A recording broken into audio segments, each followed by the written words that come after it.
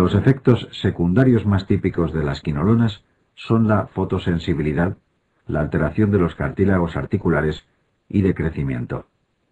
Pueden producir también roturas tendinosas, siendo la más frecuente la del tendón de Aquiles por la elevada tensión que soporta. Dado que atraviesan la barrera hematoencefálica, pueden causar insomnio y sensación de inestabilidad.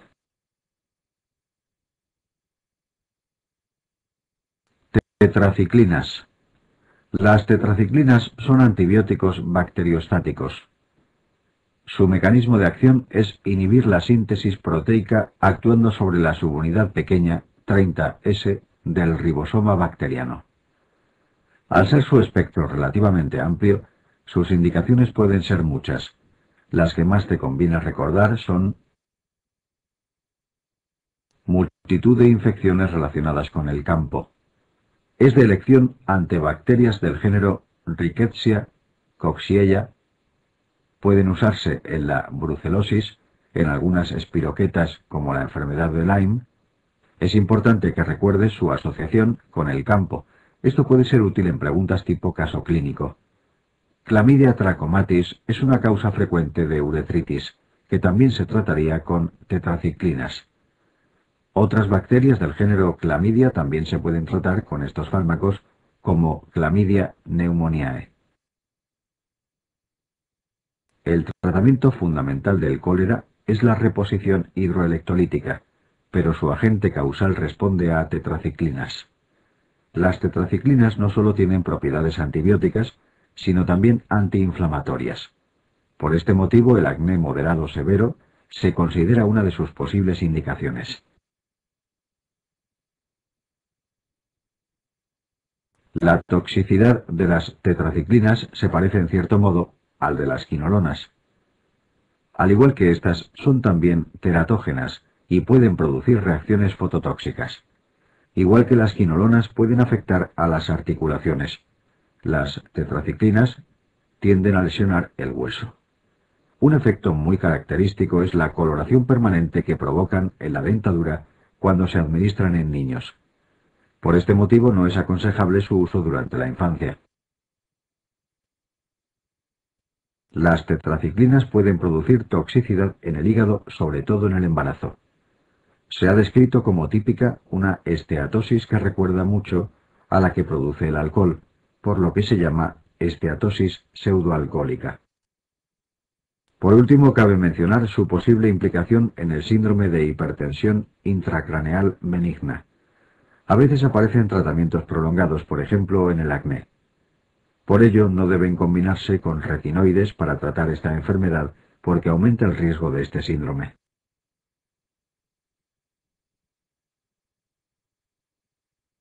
Macrólidos.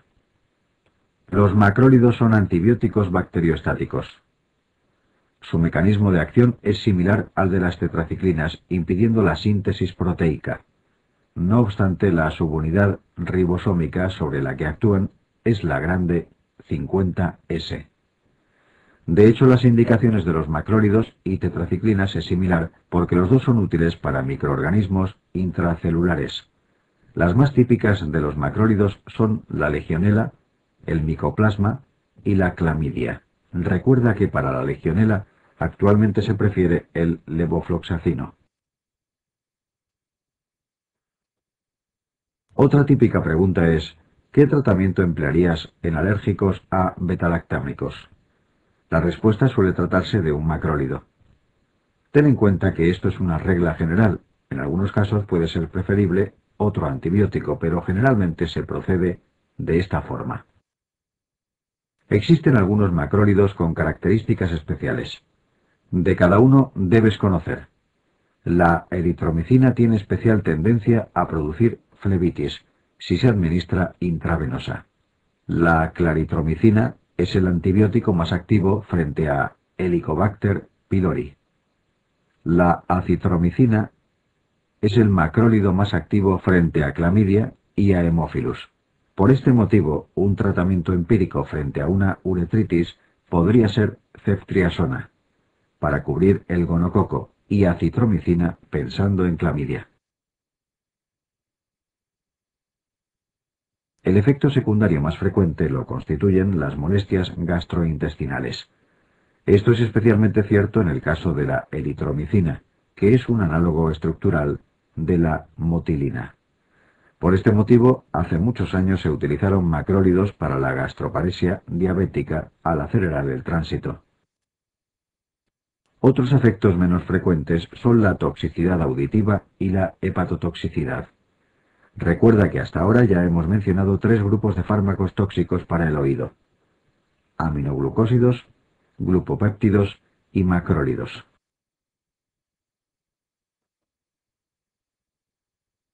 Metronidazol. El metronidazol es un antibiótico bactericida. Es tóxico para el genoma bacteriano, ya que sus metabolitos son tóxicos para el ADN. Sus indicaciones fundamentales son las bacterias anaerobias y algunos protozoos. Dentro de las bacterias anaerobias destacan algunas muy preguntadas en el examen. A continuación mencionaremos cuáles son y sus detalles más preguntados para que te sirva de repaso.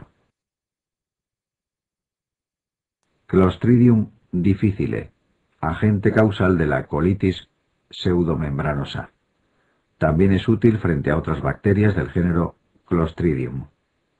Género Bacteroides, que suelen ser resistentes a penicilina y derivados. Gardnerella vaginalis, causante de la vaginosis bacteriana. Recuerda el típico olor a pescado podrido. Entre los protozoos cabe mencionar Giardia lamblia. Recuerda que este microorganismo se asocia al déficit selectivo de IgA. Etamoeba histolítica. Debes asociarlo con viajes a zonas como la India. Recuerda que puede producir síndromes disentéricos y abscesos hepáticos. Trichomonas vaginalis, que produce vaginitis con intenso prurito y flujo vaginal espumoso. Los efectos secundarios más frecuentes, como en muchos fármacos, son gastrointestinales. Sin embargo, los más importantes para el examen son alteraciones neurológicas. Recuerda que el metronidazol atraviesa muy fácilmente la barrera hematoencefálica. Por ello es posible que produzca convulsiones y en algunos casos encefalopatía. También puede producir neuropatía periférica. Durante el embarazo y la lactancia no debe administrarse este antibiótico. Es especialmente peligroso durante el primer trimestre de la gestación. El paciente debe evitar el alcohol durante el tratamiento con metronidazol, ya que produce efecto antabús. Aminoglucósidos. Los aminoglucósidos son antibióticos bactericidas. Su mecanismo de acción consiste en inhibir la síntesis proteica, actuando fundamentalmente sobre la subunidad 30S. Su principal indicación son infecciones por gérmenes gram negativos. No obstante, no debes olvidar que cuando se combinan con betalactámicos, se potencian mutuamente obteniéndose una acción sinérgica. Por este motivo, pueden combinarse con la cloxacilina en el tratamiento de la endocarditis estafilocócica, entre otros muchos ejemplos. Sin embargo, para lo que no tienen indicación alguna, son las bacterias anaerobias. Frente a ellas carecen totalmente de actividad. Dentro de los aminoglucósidos son de mención algunas peculiaridades. La gentamicina es el más clásico y conocido. La tobramicina es similar, pero con mayor actividad frente a pseudomonas. La amicacina es el mejor frente a pseudomonas, y también el menos afectado por las resistencias bacterianas. La streptomicina se reserva para indicaciones muy concretas como la peste, el muermo y la brucelosis. La toxicidad de los aminoglucósidos es considerable. Además, al ser de administración parenteral, se reservan para infecciones de cierta gravedad.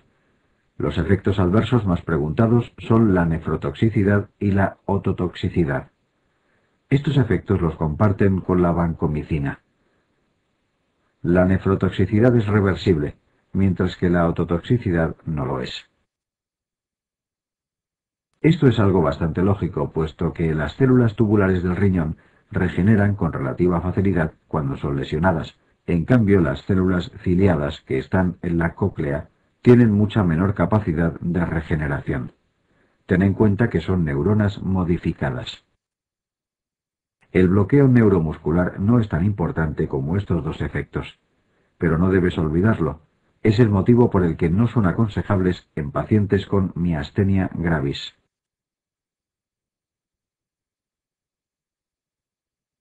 Clindamicina.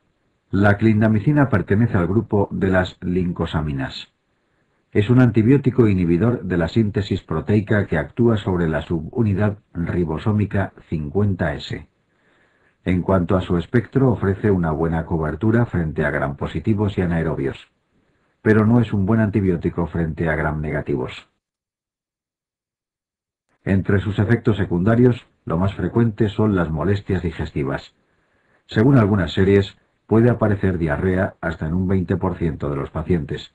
No obstante, lo más típico es la aparición de la colitis pseudomembranosa. Este cuadro se describió en el contexto de la toma de clindamicina y se debe a Clostridium difficile. Otro posible efecto secundario, aunque más raro, es la hepatotoxicidad. Linezolid y Sinercid. Existen algunos nuevos antibióticos cuyo uso aún no está muy extendido. Se trata del linezolid y de la quinaspristina dalfopristina. Para evitar el trabalenguas a este último se le llama Sinercid, su nombre comercial. Su espectro se limita a gérmenes gram-positivos.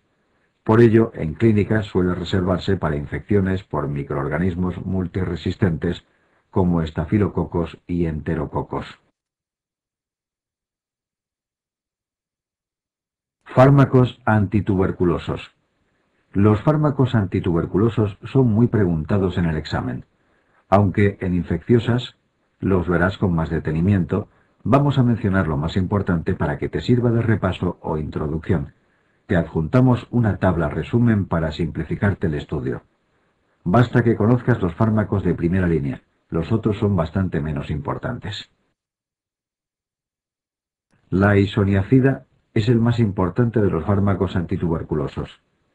Su toxicidad más importante es hepática, sobre todo al combinarse con rifampicina, lo que es habitual. Puede producir también neuropatía periférica, que puede prevenirse con piridoxina, vitamina B6. La rifampicina es también hepatotóxica. Recuerda que cuando se toma, las secreciones se vuelven naranjas, como sucede con la orina y las lágrimas. También es típico de ella el síndrome pseudogripal. La piracinamida tiene un efecto secundario muy característico, la hiperuricemia. A nivel analítico, en ocasiones es aprovechado por los clínicos para comprobar que el paciente realmente toma el tratamiento. El etambutol es el único antituberculoso de primera línea que es bacteriostático. Todos los demás son bactericidas. Si tienes que recordar un efecto secundario, que sea la neuritis óptica. La estreptomicina es un aminoglucósido y como tal es ototóxico y nefrotóxico. No obstante, es el menos empleado de los fármacos mencionados.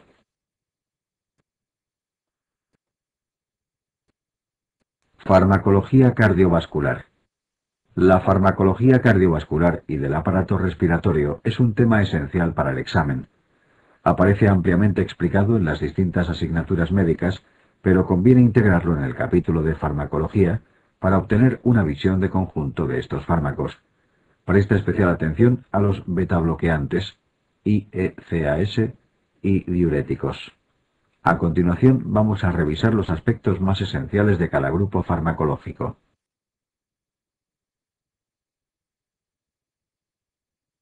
Betabloqueantes.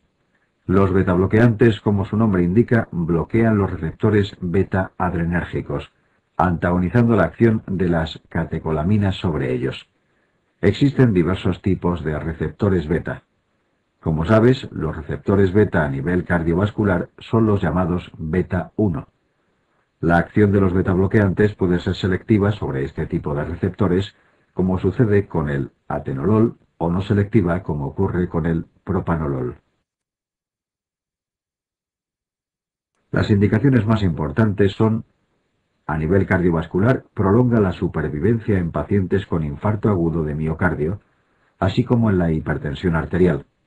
También tienen propiedades antiarrítmicas y están indicados en la miocardiopatía hipertrófica. Se ha demostrado que en la insuficiencia cardíaca también mejoran el pronóstico siempre que no esté descompensada. Existen varias patologías neurológicas que se pueden beneficiar de ellos, como el temblor esencial y la migraña. Tienen un papel en algunas patologías endocrinas, como el hipertiroidismo y el feocromocitoma. El propanolol se emplea en la hipertensión portal para su prevención primaria y secundaria si se acompaña de nitratos.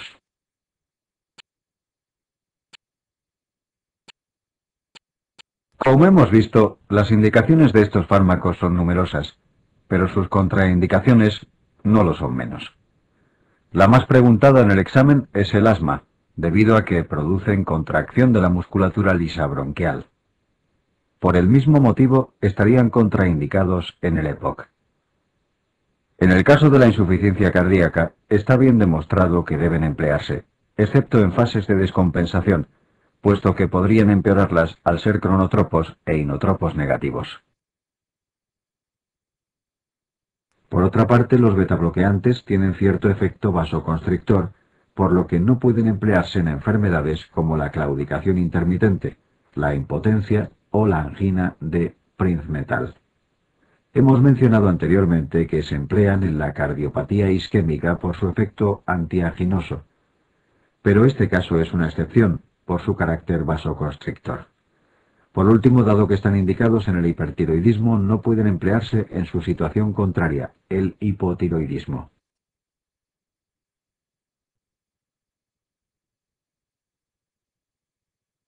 Diuréticos. Mecanismo de acción.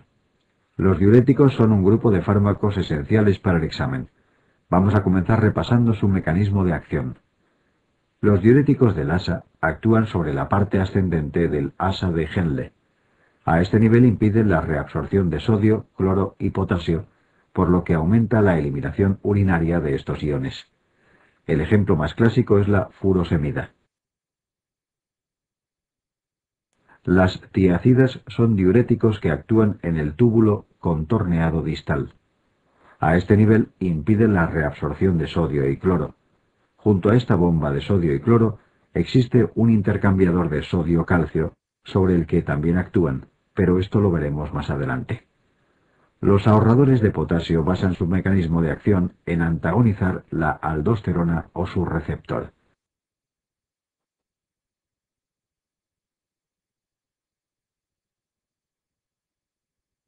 Los diuréticos más potentes son los del asa seguidos de las tiacidas. En último lugar estarían los ahorradores de potasio. Sin embargo, en pacientes cirróticos con ascitis y edemas son más potentes los ahorradores de potasio, como la espironolactona. Esto se debe a que en estos pacientes, por su hipovolemia, existe un importante hiperaldosteronismo secundario que impide que orinen. Por ello, la espironolactona es el más eficaz en este cuadro clínico.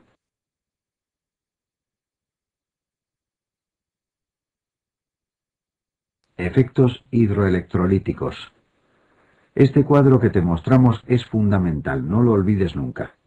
Estúdialo atentamente y recuerda las siguientes observaciones.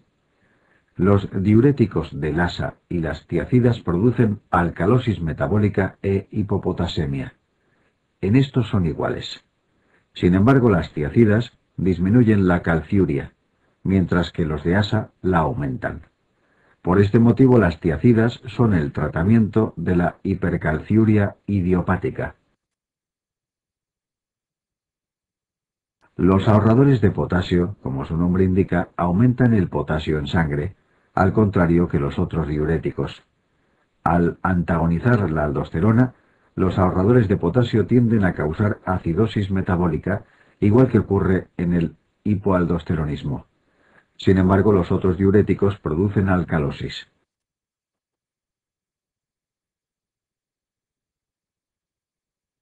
Efectos adversos y observaciones.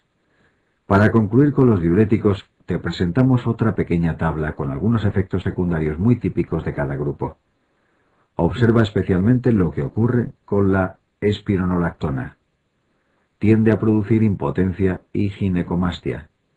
Esto se debe a su acción antiandrogénica. Últimamente ha aparecido un nuevo antagonista de la aldosterona llamado eplerenona, cuyas indicaciones son las mismas, pero que carece de este efecto.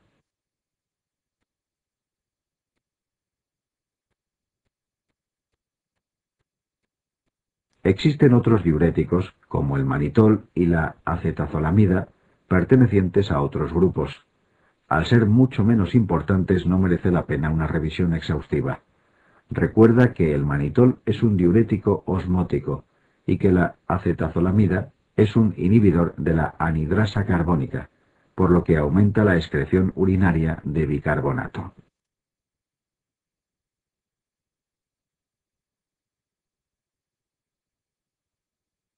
Inhibidores de la enzima de conversión. Los inhibidores de la enzima de conversión, IECAS, son un grupo de antihipertensivos más modernos que los betabloqueantes y diuréticos. La enzima de conversión se encarga de transformar la angiotensina 1 en angiotensina 2. Esta tiene efectos vasoconstrictores, de ahí el interés de impedir su síntesis, porque de este modo se reduce la presión arterial. La angiotensina 2 no solo produce vasoconstricción, también induce la proliferación de determinadas células, como los miocitos cardíacos y los fibroblastos. Por ello, participa en la remodelación miocárdica de la insuficiencia cardíaca y postinfarto agudo de miocardio. Este es el motivo por el cual prolongan la supervivencia en pacientes con estas enfermedades. Algo parecido sucede con la espironolactona, puesto que inhibe la aldosterona, también implicada en el remodelado. Por ello, la espironolactona también mejora la supervivencia.